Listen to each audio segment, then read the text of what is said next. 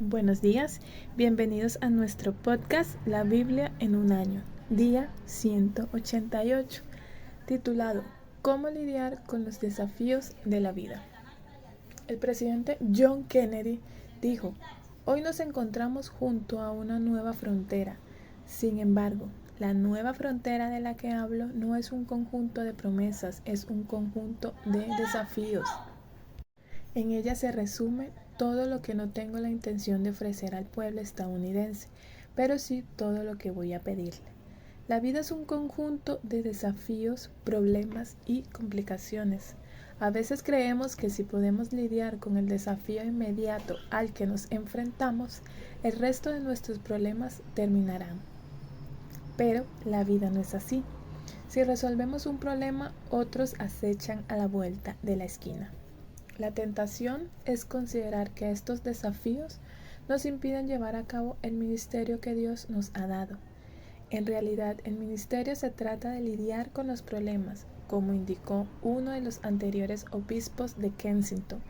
Estos no son los problemas asociados con el ministerio, son el ministerio mismo. La Biblia es verdad para la vida. El salmista afrontó el dolor y la angustia. Pablo se enfrentó a imputaciones falsas y a frustración de permanecer en prisión por acusaciones prefabricadas. Los reyes del Antiguo Testamento afrontaron batallas y el enorme desafío del proyecto de restauración. Al leer los pasajes de hoy, recuerdo que los retos, los problemas y las complicaciones relativamente menores que afronto no son nada comparado con lo que el pueblo de Dios ha enfrentado en el pasado y todavía enfrenta hoy en todo el mundo. Leamos juntos Salmos capítulo 81 desde el versículo 1 al versículo 7. En la versión Dios habla hoy. Canten alegres a Dios, que es nuestra fuerza. Alaben con gritos de alegría al Dios de Jacob. Canten al son del pandero, de la dulce arpa y del salterio. Toquen la trompeta al llegar la luna nueva y también al llegar la luna llena, que es el día de nuestra gran fiesta, porque este es el mandamiento que el Dios de Jacob dio a Israel. Es el mandato dado a José cuando Dios salió contra Egipto. Oí una voz que yo no conocía. Te he quitado la carga de los hombros, te he aliviado del trabajo duro. En tu angustia me llamaste y te salvé. Te contesté desde la nube que tronaba. Te puse a prueba junto a las aguas de Meribá. Punto número 1. Cuéntale a Dios tus problemas. ¿Estás en un periodo de prueba? Dios a veces nos permite ser probados, así como permitió que su pueblo fuera probado por las aguas de Meribá. Se pudo leer en el versículo 7 y también se puede ver en Números 20. Pero Él no quiere que te enfrentes solo a las pruebas y a los desafíos de la vida, sino que puedas hablar con Él de tus problemas. Dios proclamó, te he quitado la carga de los hombros, en tu angustia me llamaste y te libré. Se pudo apreciar en el versículo 6 parte A y versículo 7 parte A. Ahora quitaré la carga de tus hombros, liberaré tus manos de las tareas pesadas. Clamaste a mí cuando estabas en apuros y yo te salvé. Respondí desde el nubarrón. Se pudo apreciar en el versículo 6 y 7 parte A, nueva traducción viviente. Cualquiera sea la situación o la dificultad a la que te enfrentas, siempre puedes presentarla a Dios en oración. Dios quitó sus cargas y los rescató en su angustia. Por ello, el salmista comienza con adoración, alegría y celebración. Canten alegres a Dios, nuestra fortaleza. Versículo 1. Tomemos un tiempo para orar. Señor, gracias por ser mi fuerza y mi alegría ante los desafíos y los problemas de la vida. Señor, te llamo para que me rescates hoy de los miedos, de mis angustias y preocupaciones. Fortaléceme, Señor, cada día de mi vida. Amén y amén. Leamos Hechos, capítulo 25, desde el versículo 1 al versículo 22. Festo llegó para tomar su puesto de gobernador, y 3 días después se dirigió de Cesarea a Jerusalén. Allí los jefes de los sacerdotes y los judíos más importantes le presentaron una demanda contra Pablo.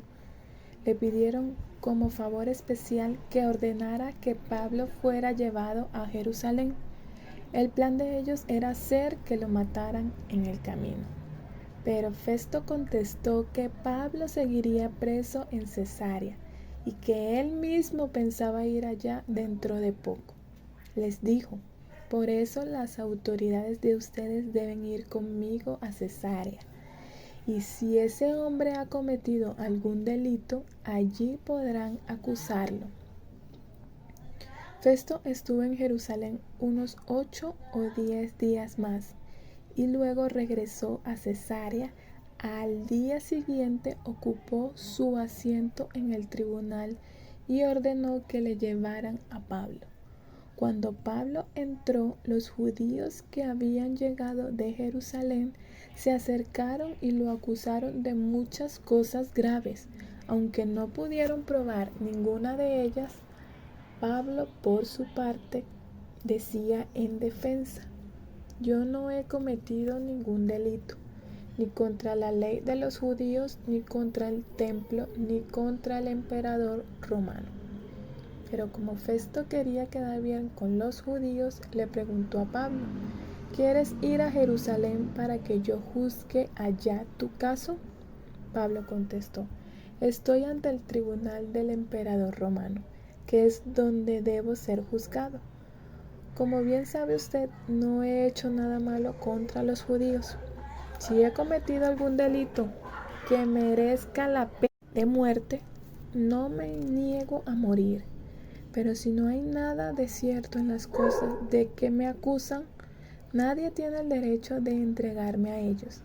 Pido que el emperador mismo me juzgue. Festo entonces consultó con sus consejeros y luego dijo: ya que has pedido que te juzgue el emperador, al emperador irás. Al cabo de algunos días, el rey Agripa y Berenice fueron a Cesarea a saludar a Festo. Como estuvieron allí varios días, Festo contó al rey el caso de Pablo. Le dijo: hay aquí un hombre que Félix dejó preso. Cuando estuve en Jerusalén, los jefes de los sacerdotes y los ancianos de los judíos me presentaron una demanda contra él, pidiéndome que lo condenara. Yo les contesté que la autoridad romana no acostumbra condenar a muerte a nadie sin que antes el acusado pueda verse cara a cara con los que acusan para defenderse de la acusación. Por eso, cuando ellos vinieron acá, no perdí tiempo, sino que al día siguiente ocupé mi asiento en el tribunal y mandé traer al hombre. Pero los que se presentaron para acusarlo no alegaron en contra suya ninguno de los delitos que yo había pensado. Lo único que decían contra él eran cosas de su religión y de un tal Jesús que murió y que Pablo dice que está vivo. Como yo no sabía qué hacer en este asunto, le pregunté a Pablo si quería ir a Jerusalén para ser juzgado de esas cosas. Pero él ha pedido que lo juzgue su majestad el emperador, así que he ordenado que siga preso hasta que yo pueda mandárselo. Entonces Agripa le dijo a Festo: yo también quisiera oír a ese hombre. Y Festo le contestó: mañana mismo lo oirás. Punto número 2. Confía en que Dios tiene el control. Tener fe significa confiar en Dios. La fe, como escribió C.S. Lewis, es el arte de permanecer apegado a las cosas que la razón una vez ha aceptado, a pesar de los cambiantes estados de ánimo. Es difícil confiar en Dios cuando todo parece ir mal. Lucas registra el juicio de Pablo de una manera muy objetiva y sin emociones. Aquellos momentos tuvieron que ser extremadamente frustrantes para Pablo, aquel gran líder de la iglesia, evangelizador y maestro, está encarcelado y es aparentemente incapaz de hacer lo que está llamado a hacer. Está bajo custodia, soportando las limitaciones físicas y la incomodidad de la prisión. Se presentan cargos graves contra Pablo. Se pudo apreciar en los versículos del 1 al 7. Pero él se defiende señalando que no ha hecho nada malo. Se pudo leer en el versículo 8 y versículo 10. Sin embargo, Festo estaba más interesado en lo que la gente pensaba, versículo 9, que en lo que era correcto. Estaba más preocupado por la popularidad que por la justicia. Por ello, Pablo finalmente apela al emperador. Se pudo ver en el versículo 11. Cuando el rey Agripa llega, Festo discute el caso de Pablo con él. Festo señala, al levantarse para hablar, sus acusadores no alegaron en su contra ninguno de los delitos que yo había supuesto. Más bien tenían contra él algunas cuestiones tocantes a su propia religión y sobre un tal Jesús ya muerto, que Pablo sostiene que está vivo, pudiéndose ver en el versículo 18 y 19. La resurrección de Jesús debe estar siempre en el corazón del mensaje que proclamamos. La única acusación que podían sostener era que Pablo estaba predicando que Jesús estaba vivo. A pesar de ello, tenían otras acusaciones y cargos falsos en su contra. Tuvo que ser muy difícil para Pablo, al estar en medio de todas estas dificultades y frustraciones, ver qué bien podría salir de tanta deshonestidad, retrasos y dilataciones en su juicio. Sin embargo, como siempre, Dios estaba trabajando para el bien. Como Pablo mismo escribió, sabemos que Dios dispone todas las cosas para el bien de quienes lo aman, los que han sido llamados de acuerdo con su propósito. Romanos 8:28. Lo primero, a corto plazo, fue una oportunidad que Pablo hablara con Agripa. Después de haber oído de todo acerca de Pablo, Agripa dijo a Festo, a mí también me gustaría oír a ese hombre. En periodos de frustración y complicaciones, nunca se sabe cuándo pueden surgir algunas oportunidades, pero a veces sucede. Después, a medio plazo, sucedió que Pablo fue enviado a Roma. Pablo había expresado su deseo de ir a Roma a predicar el Evangelio. Se puede ver en el capítulo 19, versículo 21, Romanos 1, 15 y 15, 23. Y el mismo Señor le había hablado diciendo que él testificaría en Roma. Pablo acabó siendo enviado a Roma a causa de lo sucedido en el desarrollo de su propia defensa. Y por último, a largo plazo, 2000 años después, de un gran número de personas han leído la historia de Pablo y han sido alentados al saber que él también afrontó la detención ilegal, las acusaciones y las críticas. Sospecho un poco que Pablo se habría sorprendido si en medio de todas sus dificultades hubiera sido cuánto bien vendría de ellas. Tal vez nunca sepas en esta vida cómo Dios usa tu fidelidad a la hora de los desafíos. Tomemos un tiempo para orar. Señor, gracias porque estás con nosotros cuando nos enfrentamos a acusaciones y críticas. Gracias porque a través de todas estas frustraciones de la vida puedes trabajar para el bien de aquellos que te aman y son llamados de acuerdo con tu propósito. Amén y amén. Leamos juntos Segunda de Reyes desde el capítulo 12 al capítulo 14. Lo cual sucedió en el 7º año del reinado de Jehú, y reinó en Jerusalén durante 40 años. Su madre se llamaba Zibiá y era de Bersabá. Los hechos de Joás fueron rectos a los ojos del Señor, porque lo había educado Joiada, el sacerdote. Sin embargo, no se quitaron los santuarios paganos, en los que el pueblo seguía ofreciendo sacrificios y quemaba incienso.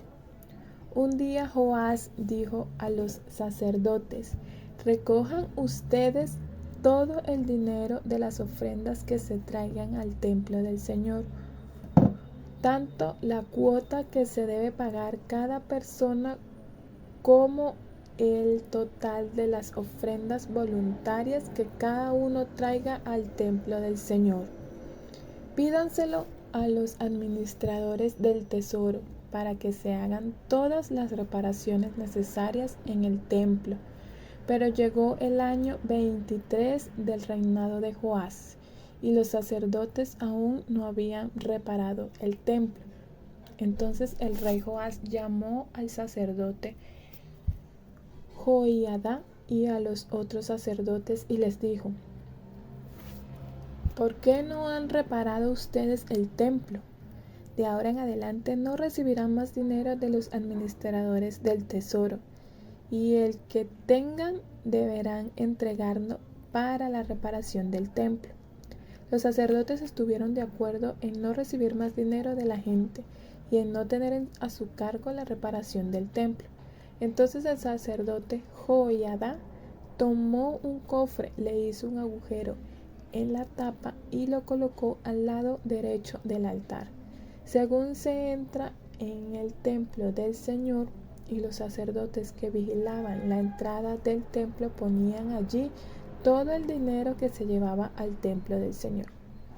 Cuando veían que el cofre tenía ya mucho dinero, llegaban el coronista del rey y el sumo sacerdote y contaban el dinero que encontraban en el templo del Señor.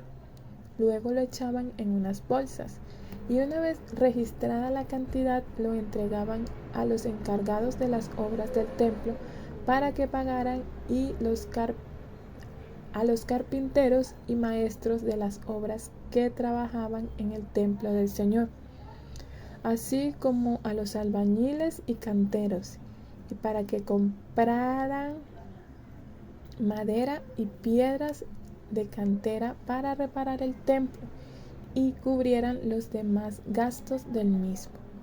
Pero aquel dinero que se llevaba al templo del Señor no se usaba para hacer copas de plata, despabiladeras, tazones, trompetas u otros utensilios de oro y plata, sino que era entregado a los encargados de las obras para que hicieran con él la reparación del templo del Señor.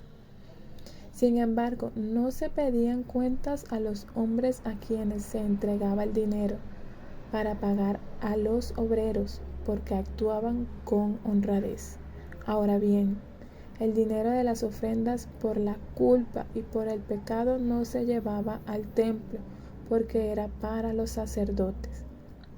En aquel tiempo, Hazael, rey de Siria, lanzó un ataque contra Gat y la tomó. Y después se dirigió contra Jerusalén. Pero Joás, rey de Judá, tomó todos los objetos sagrados que habían dedicado al culto los reyes Josafat, Joram y Ocosías, antepasados suyos en el reino de Judá. Tomó también los que él mismo había dedicado, más todo el oro que se encontró en los tesoros del templo y del palacio real. Y todo junto lo envió a Hazael, y éste dejó entonces de atacar a Jerusalén.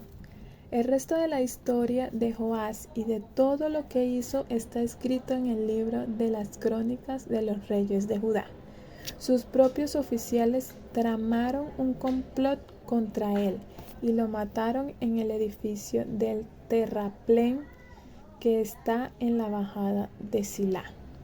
Así pues, Josacar, hijo de Simat, y Josabat, hijo de Somer, oficiales suyos, lo hirieron de muerte, y cuando murió lo enterraron en la ciudad de David. Después reinó en su lugar su hijo Amasías.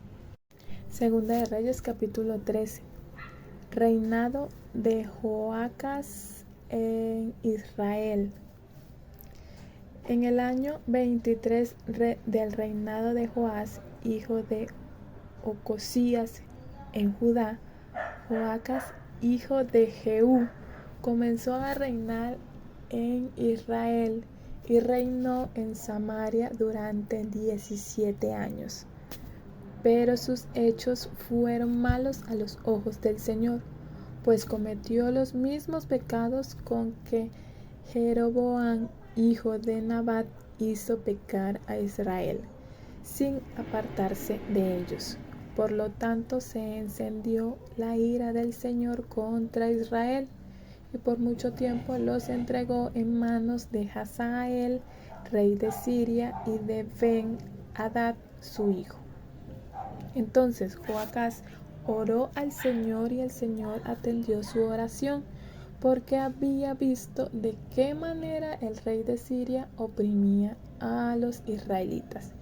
Y dio el Señor a Israel un libertador, y así los israelitas se libraron del poder de Siria y volvieron a vivir tranquilos en sus casas, como antes.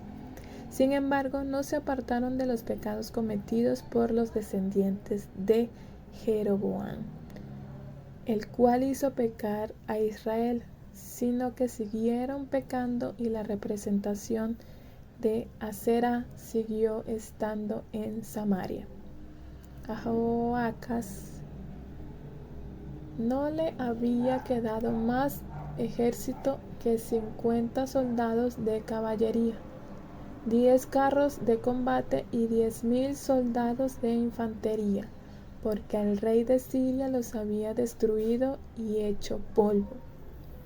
El resto de la historia de Joacás y de todo lo que hizo y de sus hazañas está escrito en el libro de las crónicas de los reyes de Israel. Cuando murió lo enterraron en Samaria. Después reinó en su lugar su hijo Joás. Reinado de Joás en Israel.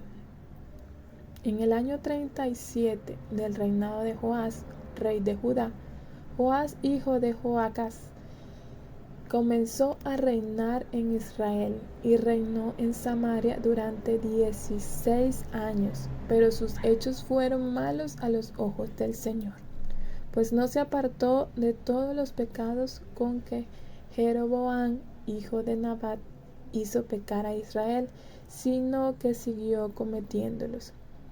El resto de la historia de Joás y de todo lo que hizo y de sus hazañas y de cómo luchó contra Amasías, rey de Judá, está escrito en el libro de crónicas de los reyes de Israel. Cuando Joás murió, lo enterraron en Samaria con los reyes de Israel. Después subió al trono Jeroboam. Profecía final y muerte de Eliseo. Eliseo estaba enfermo de muerte, y Joás, rey de Israel, fue a verlo, y lloró y lo abrazó, diciendo: Padre mío, que has sido para Israel como un poderoso ejército.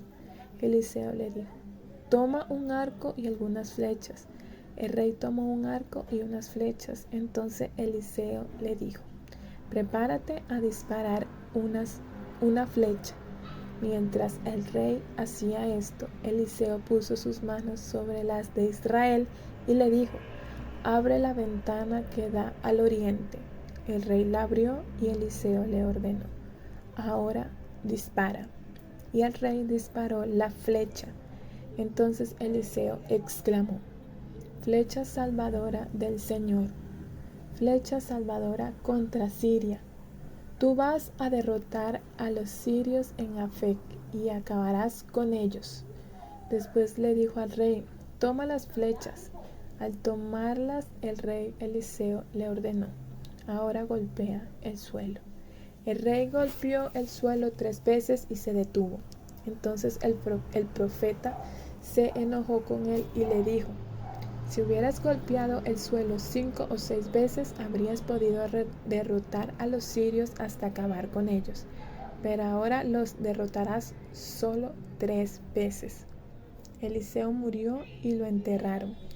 Y como año tras año, bandas de ladrones moabitas invadían el país. En cierta ocasión, en que unos israelitas estaban enterrando a un hombre, al ver que una de esas bandas venía, arrojaron al muerto dentro de la tumba de Eliseo y se fueron. Pero tan pronto el muerto rozó los restos de Eliseo, resucitó y se puso de pie. Hazael, rey de Siria, oprimió a Israel mientras Joacás vivió. Pero el Señor tuvo misericordia y compasión de ellos, y por causa de su alianza con Abraham, Isaac y Jacob, puso su atención en ellos y no quiso destruirlos ni arrojarlos de su presencia, y hasta ahora no lo ha hecho. Cuando Hazael, rey de Siria, murió, reinó en su lugar su hijo Ben-Hadad. Entonces Joás, hijo de Joacás, rescató del poder de Ben-Hadad las ciudades que éste le había quitado en la guerra a Joacás, su padre. Y derrotó Joás a Ben-Hadad 3 veces y recuperó las ciudades de Israel.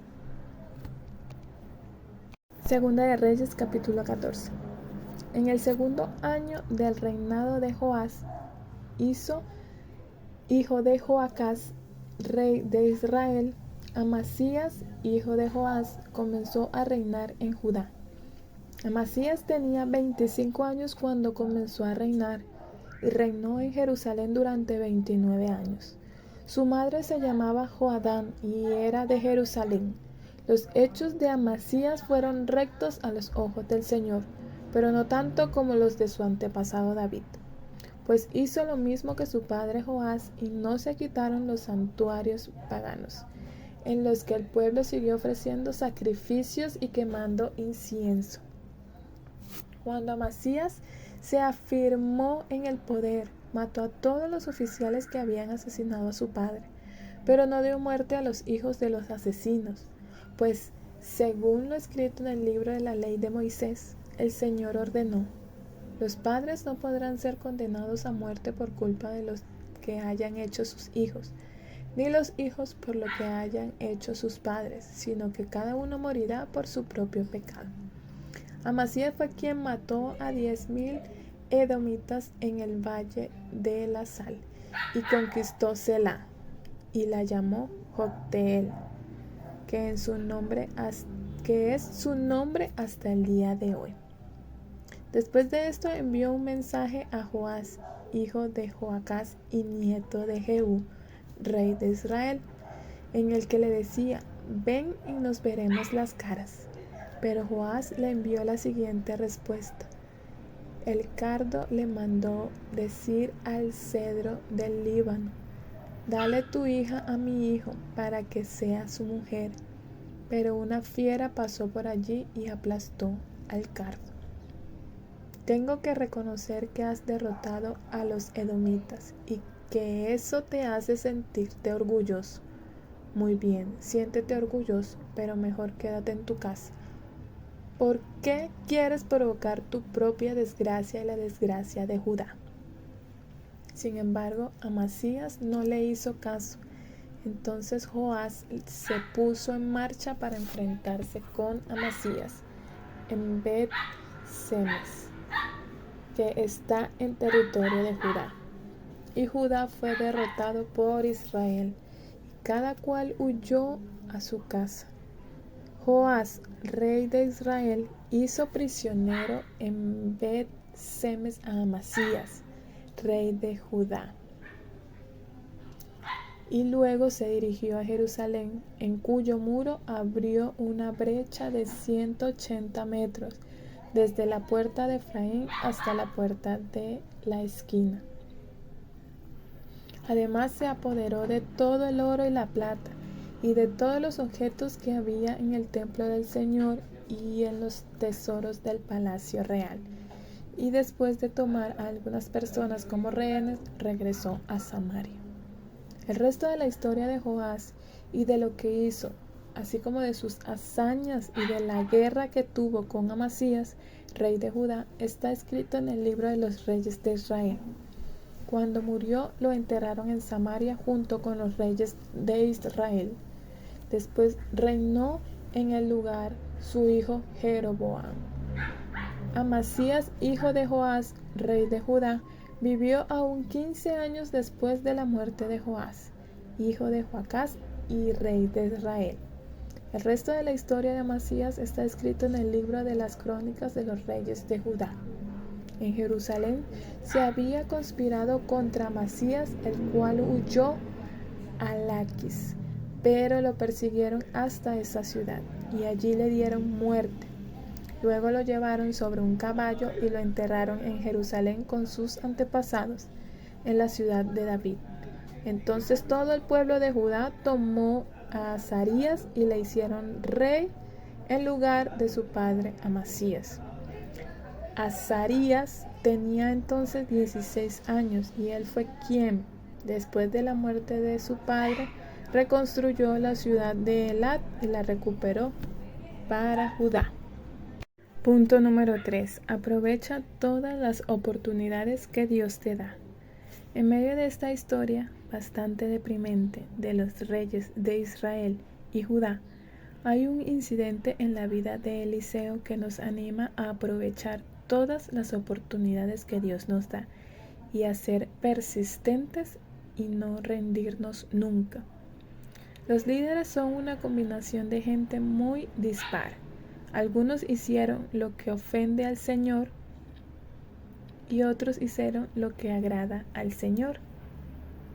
Dios es extremadamente misericordioso y cuando Joacás, quien hizo lo que ofende al Señor, clamó al Señor, Él lo escuchó. Capítulo 13, versículo 4. Cada vez que buscas el favor del Señor, Él te escucha.